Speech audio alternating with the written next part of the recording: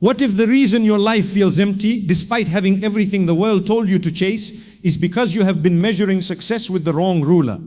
What if that dua you made 3 years ago, the one you thought Allah ignored, was actually the most answered prayer of your life, just answered in a way you couldn't understand yet? What if your biggest failure was actually Allah redirecting you away from a disaster you never saw coming?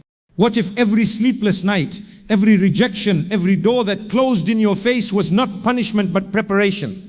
What if I told you that the most successful people are not the richest, not the most famous, not the most followed on Instagram, but the ones who, when they lay their head on the pillow at night, have genuine peace in their heart? Today we are going to talk about the truth, the real, raw, uncomfortable truth about success, about du'as that seem unanswered, and about surviving modern life as a believer. And I promise you, by the time this speech ends, you will never look at your struggles, your prayers, or your life the same way again. Stay with me. What if everything you have been told about success is a lie? Not a small lie, not a harmless misunderstanding, but a deep, systematic, carefully constructed lie that has been sold to you through every screen you own, every advertisement you scroll past, every highlight reel you compare your behind-the-scenes life to. What if the version of success that keeps you awake at night, anxious and exhausted, chasing and competing, what if that version has nothing to do with what your Creator actually wants for you? We live in a time where a person with millions in the bank cries alone at 3 a.m. We live in a time where influencers with hundreds of thousands of followers are secretly battling depression so severe that they cannot get out of bed. We live in a time where people are more connected digitally than any generation in human history, and yet loneliness has become a global epidemic. Something is deeply, fundamentally wrong. And the answer is not another productivity hack. The answer is not a new morning routine. The answer is not a vision board. The answer goes deeper than any of that. The answer requires us to sit down, be honest, and completely rebuild our understanding of what success actually means. Allah subhanahu wa ta'ala did not create you to accumulate. He did not create you to perform for an audience. He did not send you to this earth so that one day you could have a verified tick next to your name. He created you to know Him, to worship Him, to carry His trust with dignity and humility, and to return to Him in a state that He is pleased with. That is success. That is the only success that will matter. When you are lying in your grave and the angels are asking you questions that no amount of money, no amount of followers, no amount of worldly achievement can answer for you. But here is what happens to us. We grow up, the world gets loud, comparisons start, pressure builds, and slowly, quietly, without even realizing it, we begin chasing a version of life that was never meant for us, measuring ourselves against standards that were never set by Allah. And when we inevitably fall short of those impossible standards because they were never ours to meet, we feel like failures. We feel like Allah has abandoned us. We feel like our du'as are going nowhere. We feel like the door of heaven itself is closed against us. And that feeling right there is one of the most dangerous traps Shaitan has ever set for a believer. Let us talk about du'as. Let us have the conversation that most people are too afraid to have openly. You made a dua, you made it sincerely, you made it with tears running down your face. You made it in the depths of the night when the world was asleep. You raised your hands and you poured your heart out to Allah, and then nothing happened. Or at least it seemed like nothing happened. The job did not come. The marriage did not work out. The illness did not go away. The situation did not change. And slowly that silence began to feel like rejection. And rejection from Allah for a believer is the most terrifying feeling imaginable. But what if I told you that Allah never rejected your dua? Not once, not ever. What if I told you that every single word you whispered to Him in the darkness of the night was heard, completely heard by the one who hears everything, the one who is closer to you than your own jugular vein? What if the problem was never that Allah was not listening, but that we have fundamentally misunderstood what it means for a dua to be answered? The Prophet Muhammad, peace be upon him, told us that every dua is answered in one of 3 ways. Either Allah gives you exactly what you asked for, or He replaces it with something better, something your limited human vision could not yet see or appreciate, or He stores the reward for you in the hereafter, where the compensation will be so magnificent that on the day of judgment you will wish that none of your du'as had been answered in this world, just so you could receive all of that stored reward at once. Read that again, let it sink into your chest. On the day of judgment, when people will see what Allah stored for them, they will wish they had received nothing in this dunya, just to have all of that waiting for them in akhirah.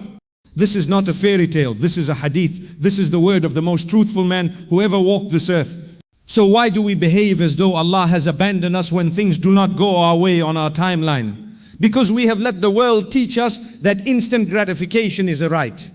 We live in a time of same-day delivery, instant messaging, streaming, everything on demand. And we have unconsciously applied that same impatience to our relationship with Allah. We want dua with same-day delivery. We want our prayers answered within the time frame our anxiety can tolerate. And when Allah in His infinite wisdom operates on a timeline that is greater than our limited human comprehension, we call it unanswered. We call it silence. We call it rejection. But Allah's silence is not absence. Allah's delay is not denial. Allah's redirection is not rejection. Think about Yusuf alayhi salam. He was thrown into a well by his own brothers. He was sold into slavery. He was imprisoned for years for a crime he did not commit. If Yusuf alayhi salam had given up on his du'as in the well, would he have become the finance minister of Egypt? If he had lost faith in the prison cell, would he have been reunited with his father in one of the most emotional moments recorded in the Qur'an? Every single layer of difficulty that Yusuf alayhi salam experienced was not Allah abandoning him, it was Allah building him, refining him, positioning him for a destiny so magnificent that even Yusuf himself could not have imagined it from inside that dark well. Your dark well is not your end, it is your beginning. Now let us talk about modern life, because this is where many of us are losing the battle without even realizing a battle is happening. We are living in a time of unprecedented distraction. The phone in your pocket is not just a device, it is a carefully engineered addiction machine. The algorithms are not neutral. They are designed by incredibly intelligent, incredibly well-funded teams of people to capture your attention and keep it. Every notification, every scroll, every autoplay video is a micro theft of your consciousness. And when your consciousness is stolen, your connection to Allah weakens. When your connection to Allah weakens, your peace disappears. When your peace disappears, you go back to the screen looking for comfort and the cycle begins again. This is not an anti-technology speech. Technology is a tool, and like every tool, its value depends entirely on how you use it. The same phone that can show you hours of meaningless content can also carry the Qur'an in your pocket. The same internet that hosts the most destructive content in human history also hosts lectures, reminders and knowledge that can completely transform your life. The question is not whether to use modern tools, the question is whether you are using them or they are using you. The question is whether your phone is serving your deen or stealing it. And if you sit with that question honestly, truly honestly, the answer for most of us is uncomfortable. We spend more time on social media than we spend in salah. We spend more time watching content than we spend reading Qur'an. We spend more time scrolling through other people's highlight reels than we spend in quiet reflection about our own souls. And then we wonder why we feel spiritually empty. We wonder why our hearts feel heavy. We wonder why despite being constantly entertained, we feel profoundly bored. We wonder why despite being constantly connected, we feel devastatingly alone. The Prophet, peace be upon him, described the world as a prison for the believer and a paradise for the disbeliever. But in our generation, we have somehow managed to turn the prison into a theme park, and we wonder why we can never find the exit. Gratitude. We need to talk about gratitude because it is not what most people think it is. Gratitude is not a feeling you have when good things happen. Gratitude is a discipline you practice regardless of circumstances. Allah said in the Quran, if you are grateful, I will surely increase you.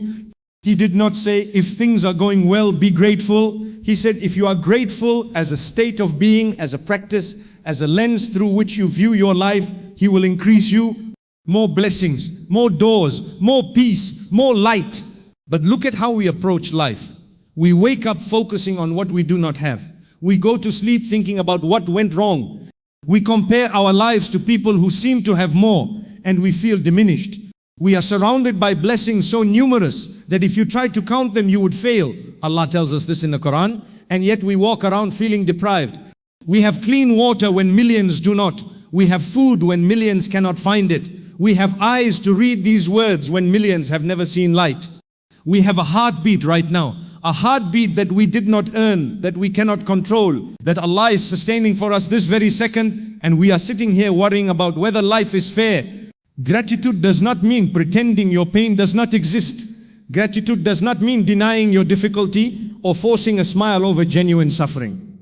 Gratitude means that even in the middle of your struggle, you can find something, even one thing, to acknowledge as a gift from Allah. And that acknowledgement, that tiny act of recognition is what keeps the door of mercy open. It is what keeps the blessings flowing even when the storm is raging. And the storms will come. Let nobody tell you that faith is an exemption from difficulty. Let nobody sell you the idea that if you pray enough, if you give enough charity, if you are good enough, life will be smooth. That is not Islam. That is not what the Qur'an says. That is not what the life of the Prophet, peace be upon him, demonstrated. The most beloved people to Allah throughout history were tested the most severely.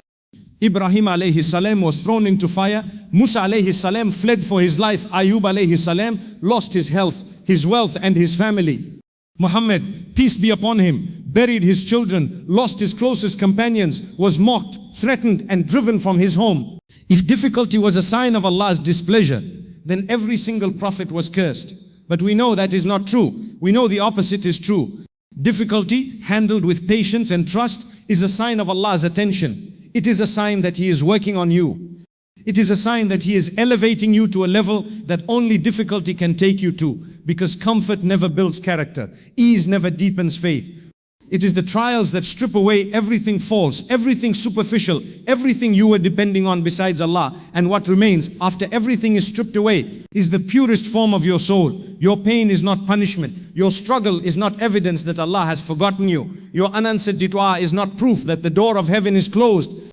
Your difficulty is part of a story being written by the best of writers, and He never writes a story without purpose, without wisdom, without a turn that changes everything.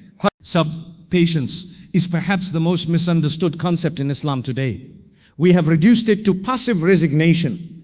We say sabr, and what we mean is stop complaining and accept your misery. But that is not sabr. Sabr is active. Sabr is courageous. Sabr means you are fully aware of how much this hurts. You are fully aware of how unfair it seems, and you choose consciously, deliberately, repeatedly to trust Allah anyway. You choose to keep making dua anyway. You choose to keep showing up to your salah anyway. You choose to keep moving forward anyway. Not because you are numb, not because you have given up feeling, but because your trust in Allah is bigger than your pain. Because you know with unshakable certainty that Allah does not waste a single moment of your suffering. Every tear, every sleepless night, every heartbreak, every humiliation, every closed door, nothing is wasted in Allah's economy, nothing. The modern world will tell you to hustle until you collapse. It will tell you to grind, to sacrifice, to push until you break, and then it will sell you a wellness retreat to recover from the breakdown it caused. It will tell you your value is in your productivity. It will measure your worth by your output. It will reduce you to your achievements, your income, your body, your social capital. And if you let it, it will consume every single beautiful thing about you, your gentleness, your spirituality, your capacity for stillness, your connection to the divine, and replace it with anxiety, comparison, and an insatiable hunger for more that never ever gets satisfied. You are not a machine. You are not a brand. You are not a content creator first and a human being second. You are the Khalifa of Allah on this earth. You are the carrier of the Amana, the divine trust. You are a soul temporarily housed in a body, passing through a world that is not your permanent home. And when you live with that understanding, truly live with it, not just intellectually acknowledge it, but let it reshape how you spend your hours, your energy, your attention. Everything changes. Your priorities rearrange themselves. Your anxieties shrink. Your gratitude grows. Your peace returns. Real success, the success that will matter when this life is over, is not about how much you accumulated. It is about how you treated people. It is about whether you were honest when lying was easier, whether you were kind when cruelty was tempting, whether you gave when you were struggling yourself, whether you maintained your salah not because someone was watching, but because you genuinely loved the one you were praying to, whether you picked yourself up after every sin, every mistake, every fall, and turned back to Allah with a heart that refused to give up on His mercy. That is success. Not the kind that trends on social media, not the kind that gets you speaking invitations or podcast appearances, the kind that earns you a single word from your Creator on the day when all words will matter. Marhaba, welcome, well done, enter. What if that is all you really need? What if the life you have been living, with all its imperfections, all its struggles, all its unanswered du'as and unexpected turns, what if that life, navigated with faith and patience and gratitude, is exactly enough to take you where you actually need to go? It is. I promise you, it is. We began tonight by asking, what if? What if success has been redefined by the wrong people? What if your unanswered dua is the most answered prayer of your life? What if your struggle is not your punishment but your preparation? And I genuinely hope that somewhere in this speech, something shifted for you. Not just intellectually, not just as information that you will forget by tomorrow, but deep in your chest, in the place where your soul lives. You are not failing. You are being formed. Your duas are not falling on deaf ears. They are being heard by the one who hears everything. Your patience is not weakness. It is the highest form of trust. Your modern life does not have to consume you. You can navigate it with intention, with wisdom, with your deen intact. And your success is not something the world can measure, because it is being recorded by Allah in a ledger that will be opened on a day when the only currency that matters is what you did with the time He gave you. Go home tonight or wherever you are and make one dua. One sincere, humble, hopeful dua. Remind yourself that He hears you. Remind yourself that He loves you more than you can imagine. Remind yourself that every single thing you are going through right now is part of a plan written by the most wise, the most merciful, the most capable planner in existence. And then trust Him fully, completely, even when it is hard, especially when it is hard. Because that trust, that unwavering, battle-tested, tear-soaked trust in Allah, that is what true success is made of.